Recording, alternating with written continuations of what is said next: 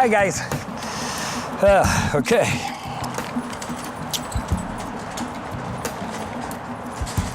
Now today we get to speak about a different topic entirely. We speak about absentee fathers, but from a father's perspective.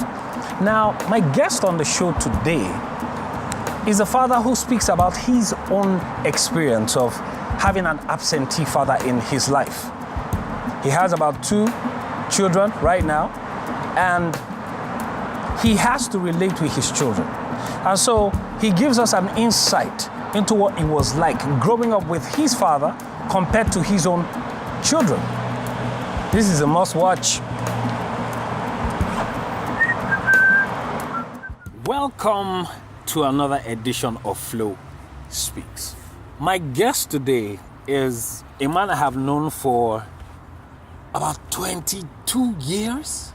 Yeah, that long. Well, yeah, that long, you know. Yeah. We practically grew up together. Of course, he's lost some hair right now, you know, but it's okay, you know. Some of us have our hair, some lose. That's part of the perks of being a dad. Yeah, now, today I'm going to be discussing the issue of, you know, absentee fathers. Now, I know that when we're growing up together, you and I spent a lot of time together. I don't know what time you had for your dad, you know, but but I know you had some form of relationship with your dad. But how was it like growing up with your dad? Personally, you know, when I think back about it, to be sincere with you, now I've got kids of my own, and a lot of times, an absentee father is not necessarily a father that does not live with you, but more of a father that you've not grown up to develop a relationship with. Okay. Because, you know, developing a relationship with your dad is what really frames you up to give you the picture of a man that you should be. Yeah, I know. Good. You keep looking there. Face me, man. Yeah, I'm your I'm focus. looking there because, you know, it takes my memory back. Hallelujah, glory. Good. So, now, yeah. Now, what was it like with your dad? Because I know you guys are like, how many in your family? Yeah, quite a lot of us. You guys are like... Quite a lot of us. Yeah. Even from your facial expression, yeah. I can tell. You know, but having so many children, I mean, having so many siblings in your family, yeah. Would you say your dad was part of your life? If I'm to look back, it was to an extent. But now when you're looking at a case of framing and molding you individually, developing a relationship with you, I would say no. But it was there providing, being the dad it should be, in quote. Doing the basic Nigerian... Yeah, which you call a typical Nigerian dad.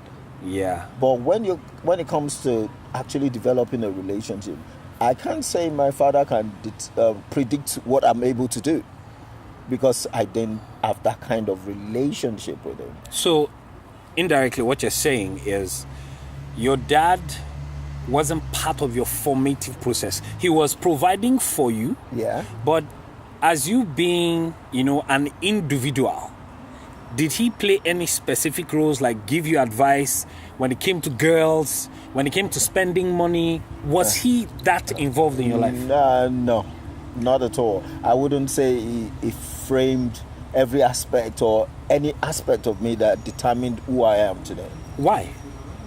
Because when I was growing up, a typical Nigerian dad would not attend to each of those formative processes that a child goes through. Yeah, but why do you think your dad wasn't part of your formative process? I would say he was just too busy with what he was doing, and he probably felt it wasn't an important aspect that he should be part of. Wow. And it was quite difficult for me, because growing up, a lot of things I learned, I picked it up myself.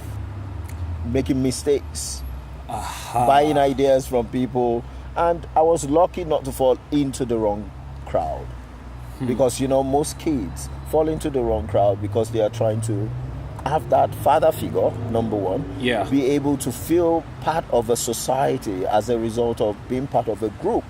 And you can remember then in school, in uni, you know, the cult issue and stuff like exactly. that. He never came to university. No.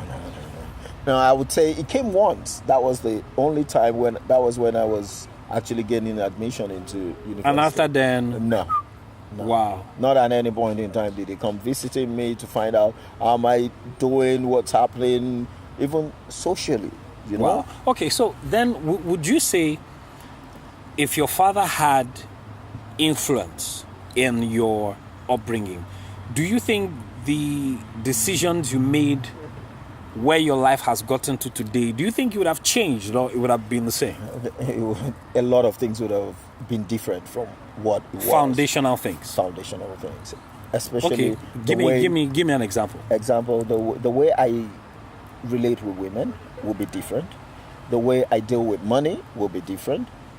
My principles will be different as well. In every aspect of my developmental state will be totally different. Because I had to I found myself in a lot of situations where, number one, I didn't know how to deal with women. When it comes to issues with women, I couldn't deal with it. Yeah, that much I can tell that. You know, when we're in school, you were so not in touch with your emotions at all.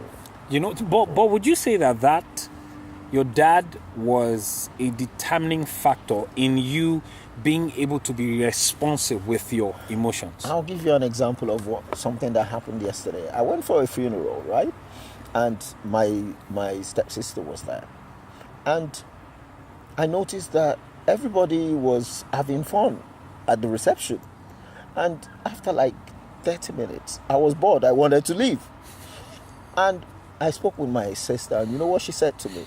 She said, think about it. When we were growing up, we were not shown to be social. Everything we do happened within the family. We didn't know how to express ourselves socially, and I only saw my dad shed a tear once in my whole lifestyle. Your dad, hold on, your dad shed tears once? Just a tear. Just one tear dropped. And that was when my sister died. You're like in your 40s, and you're saying your dad only shed a tear once. You only caught him crying once when you lost your sister. I wouldn't even say it was crying. It was more of a pride and ego thing. What? That I lost this one again. How did this happen?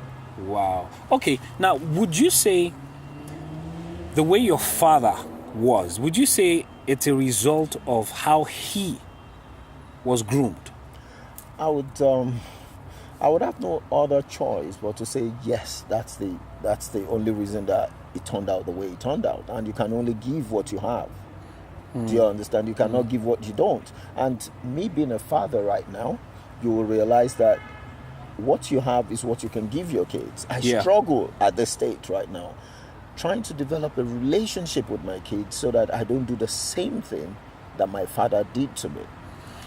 And it's quite difficult. I would not lie to you. I make mistakes and I try to make amends. I try to listen to my children's views, not just impose my own ideas, my own opinions on them. Okay, slow down. You are going to the part of your children. We'll be back.